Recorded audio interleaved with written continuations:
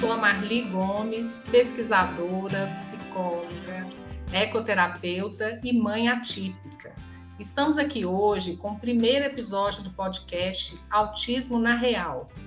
Essa série de podcast é fruto da minha pesquisa de mestrado em Educação Profissional e Tecnológica no Instituto Federal de Minas Gerais, cujo tema é a inclusão do aluno autista na educação profissional e tecnológica, desafios e perspectivas. Hoje nós temos aqui um convidado muito especial, apresentando o nosso primeiro episódio, intitulado Nada de Nós Sem Nós, cujo tema é o autismo na visão de um autista. Marcos Petri, que é o nosso convidado, ele é escritor com 4 obras publicadas, músico, youtuber com canal Diário de Autista e palestrante e autista. Queria agradecer imensamente o Marcos por ter aceitado aqui esse nosso convite, Será uma grande contribuição para esse nosso produto educacional. Marcos, fique à vontade e a fala é sua. A gente vai começar aqui, então, com o que é o autismo na visão de um autista, O Marcos vai falar um pouco para a gente sobre o cérebro do autista, como ele funciona, O desenvolvimento do autista na infância, adolescência e vida adulta. Então, em primeiro lugar, eu gostaria de dizer que é muito bom estar aqui com vocês, fazendo com que a educação chegue mais longe, de alguma forma, através da tecnologia, usá-la para o bem, para esse bem tão grande, que é uma perspectiva inclusiva de fato. Falando do autista, o que é o autismo na visão de um autista? É um jeito diferente de ver, sentir e fazer sentido do mundo. É receber as informações de uma forma diferente. Isso já me diz que o autista tem um cérebro diferente, um cérebro que é mais prático, concreto, simples. Então, é difícil para o cérebro do autista pensar naquilo que não está aqui, naquilo que eu devo fazer amanhã ou depois ou daqui a semana que vem, que é algo diferente dos neurotípicos, que é quem não é autista. As pessoas não autistas sempre estão 2 passos à frente ou mais. Para o autista, isso é mais difícil, porque o cérebro é mais concreto, prático. Isso faz também com que o autista tenha dificuldade sensorial em absorver muita luz, muito som, muitos cheiros, dificuldades também em conversas do dia a dia, em relações sociais, porque ele precisa de, em média, 5 segundos a mais para poder dar uma resposta para as pessoas. Claro que nós podemos amadurecer ao longo do tempo, mas existe essas 5 segundos a mais para dar essa resposta por causa desse cérebro que é literal e concreto, mas ele pode ir se desenvolvendo, o que apresenta alguns desafios. O autista tem dificuldade na comunicação, na interação que eu já falei, tem dificuldade na interpretação de metáforas, na interpretação de ditos populares. Então, isso tudo requer um apoio e que vai amadurecendo seu cérebro. O que realmente traz um desafio, como tu estavas comentando, é a fase da adolescência do autista, onde muitas coisas simbólicas são demandadas, muitas metáforas, e é dado pouco tempo para esse autista interpretar esse mundo. Então, é a partir da adolescência que começa, na minha vida e de muitos outros autistas, as maiores dificuldades. O autista, ele já trabalha com 5% a mais de informações, 5% a mais de luz, cheiro, som, e quando chega na adolescência, ainda tem que entender tantos rituais ao mesmo tempo, tantas expectativas. Isso acaba refreando, mas com um apoio concreto e com mais paciência, eu diria, fica mais fácil. Assim foi para mim navegar a adolescência, participar de atividades, me engajar e ser incluído. E através disso o quê? Tornar-me protagonista, que é o que nós sonhamos para todos os autistas. E o autista, ele tem que ter reconhecidas várias características dele para que isso seja verdade. Começando pela estereotipia, que é uma característica de fazer movimentos repetitivos, seja de pêndulo, seja de girar em volta de si mesmo, seja com as mãos, que sem esses movimentos o autista não pode pensar muito bem. É esse movimento que me faz pensar, que eu estou falando enquanto eu falo contigo, estou fazendo, aliás, é que me faz encaixar as ideias. E se eu não me movimento, simplesmente fico parado, as ideias também não vêm. Então, a gente precisa desse olhar de adaptação, de apoio, partindo do ponto de considerar os movimentos do autista e considerá-los como natural, porque eles não vão atrapalhar tanto uma aula, uma explanação, que eles roubem a atenção. Não, o autista só está usando para poder fazer sentido das informações que recebeu. Isso é muito importante. E quando a gente respeita, a gente abre uma possibilidade de o autista se sentir participante mesmo, não somente posto lá, mas incluído nessa atividade.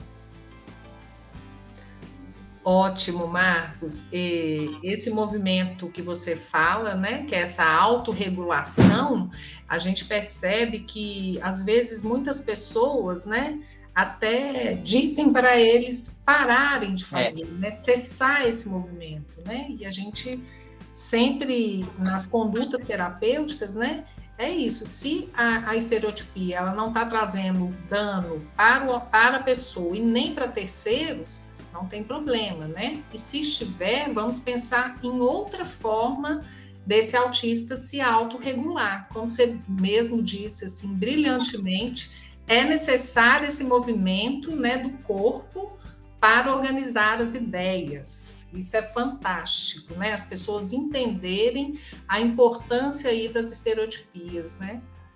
Sim, até para ajudar o autista na hora do estudo, na hora de concentrar em alguma atividade, absorver conteúdos, nada disso é feito sem o movimento. Exatamente, isso é muito importante, né, que as pessoas saibam. E, Marcos, agora a gente queria te escutar um pouco, né, falando aí do seu percurso, sobre os principais desafios, né, que você atravessou ou atravessa ainda, né, em relação ao mundo acadêmico e o mundo do trabalho, né? Quais foram os principais desafios e as perspectivas atuais que você vê hoje, né? Levando em consideração o hiperfoco, que eu queria que você falasse um pouco, né? Que está muito presente no autismo, e como esse hiperfoco pode ser um diferencial para a pessoa autista no mundo do trabalho. Olha, o desafio maior para mim na minha vida foi o mundo acadêmico, foi me encaixar num lugar que não estava preparado para receber uma pessoa autista. Por quê? Numa universidade estudam 40, 50 pessoas, no meu caso não foram tantas, mas a gente sabe que o professor universitário ele tem que dar atenção a toda essa galera, e acaba que não tem uma atenção concentrada para o autista e suas questões. Eu senti isso na prática. Teve todo um grupo chamado NOPNI, na minha época, que é o grupo de atenção aos portadores de necessidades especiais. Eles fizeram uma pequena estratégia, mas foi muito no começo. Hoje, nós teríamos capacidade de ofertar muito mais apoios. Eu que fui atrás dos meus professores, explicar a condição de autista, explicar que ele poderia falar um pouco mais devagar, dar um pouco mais de tempo para eu devolver uma prova, fazer uma explicação. E é claro que esses apoios, com o tempo e com a segurança, que é o principal, eles vão diminuindo. Nós temos que entender que esses apoios vão diminuindo porque o autista vai amadurecendo. E quando isso aconteceu na minha trajetória acadêmica, estudar se tornou mais prazeroso.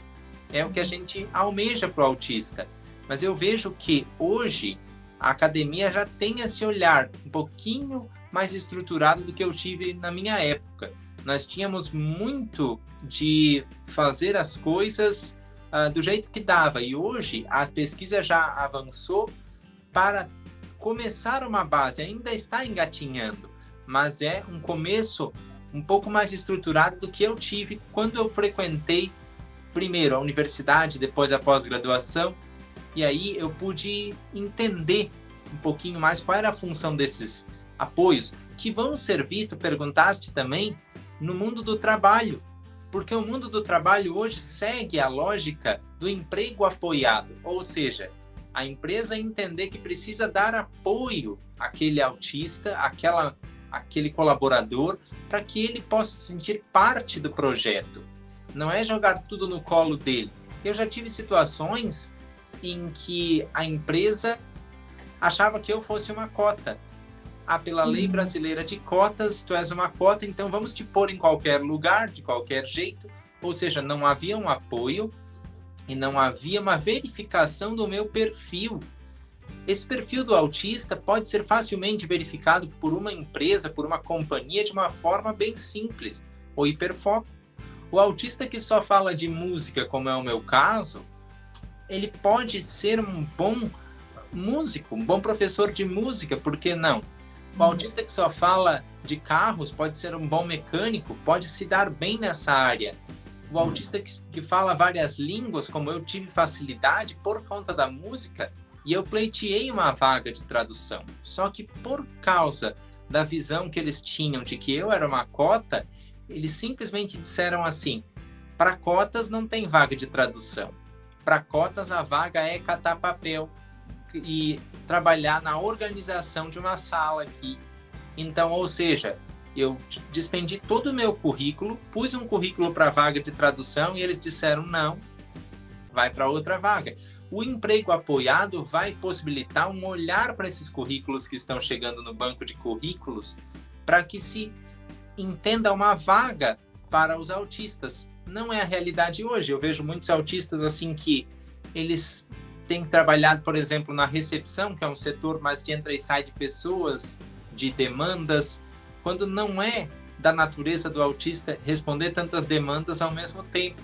Então, tem criado aflição, mas eu tenho ido às empresas falar como adaptar os setores para o autista, entendendo a pessoa primeiro e depois o autismo, entendendo aquela mão de obra, aquele colaborador, o que ele pode ajudar.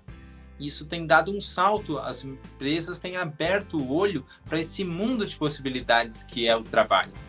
Ele dignifica o homem, dignifica a pessoa, e o autista não poderia estar de fora. Exatamente, Marcos. Eu achei muito interessante, né, quando você fala da inclusão de fato, né, quando se tem um suporte adequado, né? Então você relatou um pouco aí da sua história, quando você entrou no mundo acadêmico, né, na universidade, que era um apoio ainda substancial, né? E hoje, igual no IFMG, nós temos o NAP, né, que é o Núcleo de Apoio às Pessoas com Necessidades Educacionais Específicas, né? Então, esse núcleo, ela vai ali orientar, conhecer esse aluno, né, e vai dar esse suporte junto aos professores, junto ao mundo acadêmico mesmo, né, para que as barreiras, né, tanto atitudinais quanto as barreiras físicas, sensoriais, elas sejam diminuídas, né? E coisa que a gente não percebe, né, no mundo do trabalho, eu acho que a gente tem muito que caminhar, né, Márcio? Igual quando você fala ainda que o autista é visto como uma cota, né? As empresas contratam simplesmente para poder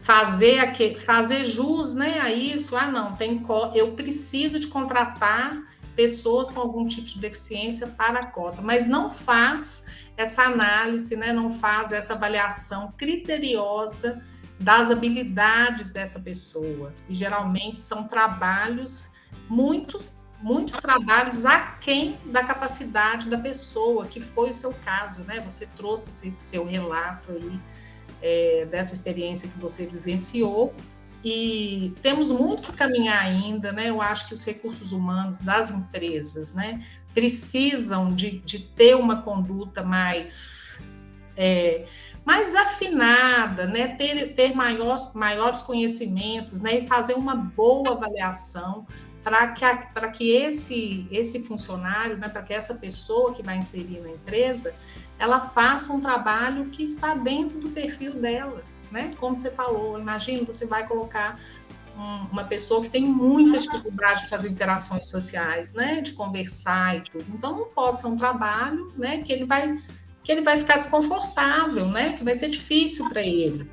Por contrapartida, ele vai ser ótimo ali em cálculos, né, em detalhes, atividades mais minuciosas, né? Então, isso é muito importante. Eu acho que a gente tem muito ainda que avançar, né, Marcos? Mas vamos caminhando, né, Marcos? E o importante é que estamos preocupando aos poucos com dar modelos para o autista, porque uma questão é o que tu trazes, né? Que as pessoas, às vezes, subestimam a nossa mão de obra.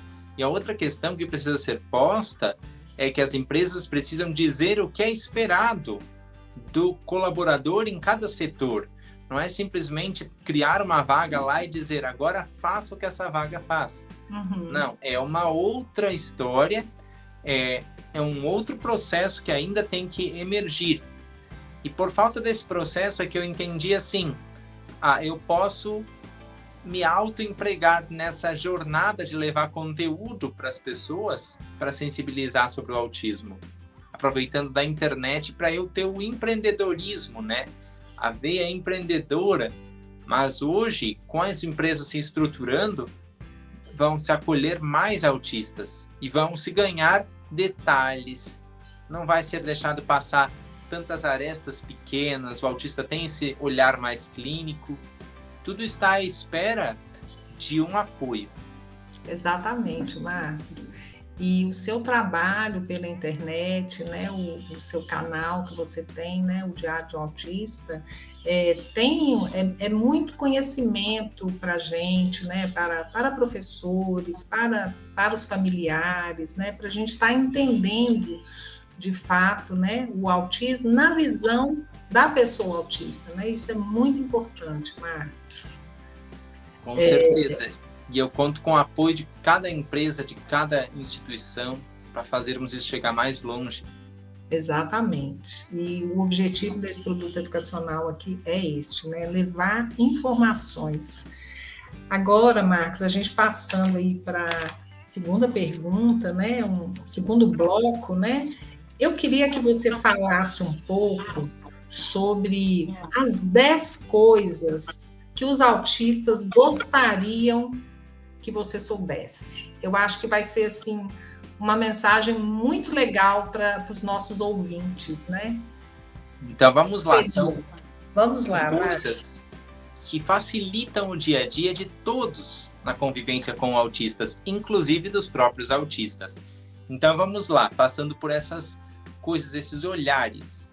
O número 1 é que o autismo, ele é só uma característica. Ele é uma característica assim como tu me vês, que eu sou loiro, tenho óculos, eu tenho olhos azuis, e tu tem os cabelos marrons, pelo que eu posso ver, e tem óculos também. Assim como a gente se descreve como características, assim deve ser entendido o autismo. Ele não me faz mais nem menos, só meu jeito de ser. O número 2, um ou mais dos meus sentidos são alterados. Então, no meu caso, a audição e também o tato, eles podem ser alterados. Isso faz com que as pessoas se encontrem em muitas situações, por exemplo, falem muito alto perto de mim, ou tentem me tocar e eu me afaste. Isso não quer dizer que eu não queira que me toquem, só porque são alterados esses sentidos. E saber a diferença, esse é o terceiro ponto, entre eu quero e não consigo e eu não quero. Muitas vezes, quando o autista evita se engajar em uma atividade, é ele tentando dizer, mas muitas vezes não conseguindo, eu não consigo fazer, eu preciso de ajuda. E cabe às pessoas entenderem isso, não é que ele evita fazer essas atividades. O quarto ponto, eu penso de forma concreta e eu sou literal. Então as pessoas dizem, vai chover canivete. Aí o autista já pensa 2 vezes antes de sair de casa, sabe? Porque ele literalmente imaginou aquilo. Tantas pessoas tornam o dia a dia de um autista mais difícil por usar muitas metáforas, né? Como na vez em que me disseram, Marcos, vai no banheiro correndo e volta voando. Eu fui, mas não voltei, porque voar eu não posso, né? Então, quinto ponto, eu posso me comunicar de várias formas. Fala é apenas uma delas. Olhares, gestos, maneios de cabeça, tudo isso tem que ser validado, porque é parte da comunicação. Vocalizações também. Não é o autista que grita, o que ele está vocalizando. Valide para perceber, para participar da conversa, né? Sexto ponto, eu sou visual, então me mostre o que eu vou fazer, o que eu preciso fazer. Não diga numa sala de aula, assim, como já disseram para mim, pega o livro lá. Onde? Dentro de um armário? O livro é azul? Como é que é? É em cima, é embaixo? Porque senão fica naquela história que a gente falou. Eu vou imaginar um livro lá? Eu preciso de referências visuais e práticas. 7, aliás. Considere aquilo que eu sou bom e não aquilo que eu não posso fazer. O número 8, a dificuldade de interação social, que não é porque o autista não quer, é que socializar a gente não para analisar quantas sutilezas estão acontecendo ali ao mesmo tempo. É preciso apertar a mão da pessoa, é preciso abraçar a pessoa um pouco, é preciso dizer oi, depois dizer tchau, e assim por diante. E multiplique isso por várias pessoas que entram na nossa vida e acontece um parafuso. Então são muitas sutilezas para entender de uma vez só, num curto prazo. O 9º ponto, o acúmulo de informações faz eu entrar em crise. Muita luz, muitos sons, muito cheiro, faz com que eu perca a confiança, perca a noção de tempo e espaço e entre em crise. Não é porque o autista bate o pé e faz birra porque quer. Às vezes aquela birra pode ser uma luz muito forte, que está atrapalhando, que está fazendo o olho literalmente doer, a pele doer, porque é muito sensível. E o 10º ponto, são 10 coisas, né? Me ame incondicionalmente e do jeitinho que eu sou. Isso é o ingrediente fundamental na inclusão. Quem quer ser inclusivo de fato, ama incondicionalmente. Direciona, sim, porque o amor também é direcionamento, mas ama incondicionalmente. Ama como a gente é, do jeitinho que somos, preservando a autenticidade. Eu acho que ela é um grande trunfo do autista, né? O autista é o que é e vê o mundo como é. Então, amar autenticamente é imprescindível. É o tipo de amor que a gente gostaria de receber todos os dias. Então, essas são algumas observações que eu deixo para as pessoas verem como de fato é fácil incluir. Mas a gente precisa exercitar o nosso coração para isso. Exatamente, Marcos. Assim, eu achei fantástico aí a pontuação que você trouxe do número 10, né? A gente não precisa de mudar o autista para ele se adaptar na sociedade. É o contrário, né? A sociedade que tem que mudar, que tem que se adaptar ao jeito de cada um, né? Essa autenticidade, isso não tem que ser mudado, né? E a partir do momento que a gente vai tendo conhecimento, né, de como esse cérebro funciona, né? Você trouxe muitas questões aí sobre a integração sensorial, né? Que são essas alterações aí dos sentidos, né? Tátil, paladar, vestibular, né? E a gente vai ter um episódio só falando sobre integração sensorial.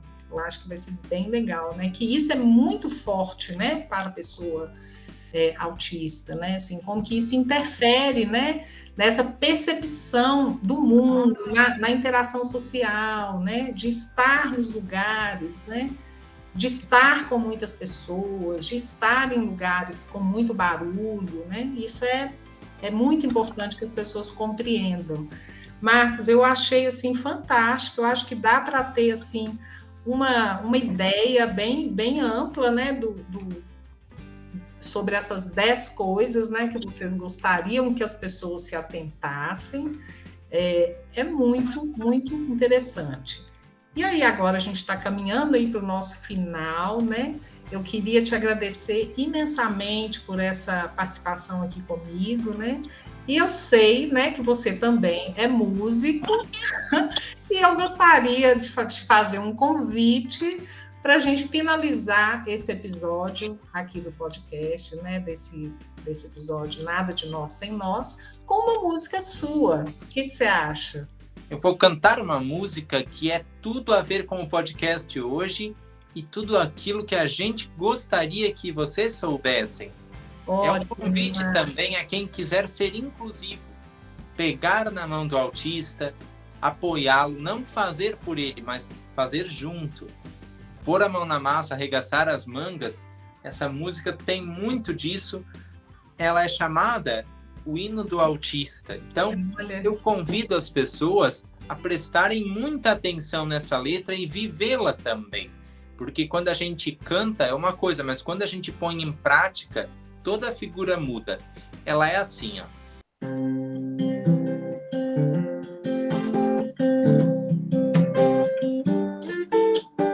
Pai, mãe, me dê a sua mão. Chame seus amigos, convide seus irmãos. Vem dizer ao mundo, conscientizar nossa nação dos nossos direitos, da nossa verdadeira inclusão. Pai, mãe, o mundo precisa saber que vivemos a realidade, mas muitos insistem em não ver. Somos diferentes, porém somos legais. Superamos os nossos limites com o amor dos nossos pais. Nossa bandeira é azul, que pede mais direitos aos autistas, fora preconceitos egoístas. Junte-se a nós nessa canção. Nossa bandeira é azul, que é de esperanças otimistas. Muito prazer, eu sou autista. Venha que me dê a sua mão. De coração.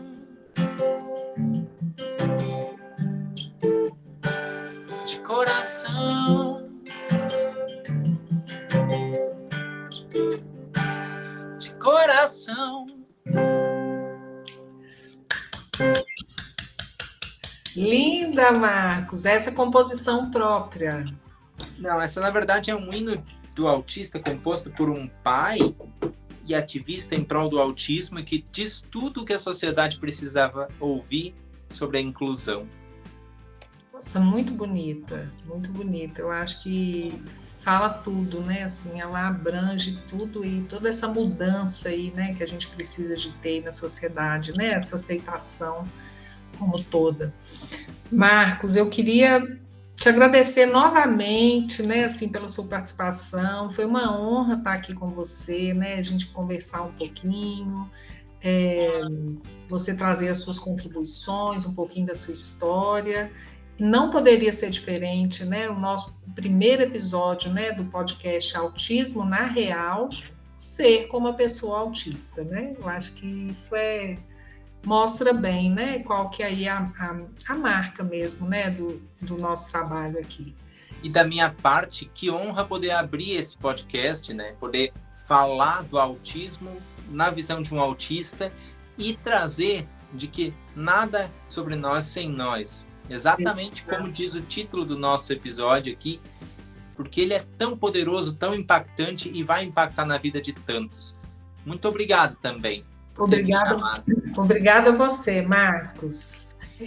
Então, pessoal, estamos nos despedindo aqui. Em breve, um segundo episódio do podcast Autismo na Real. Até mais.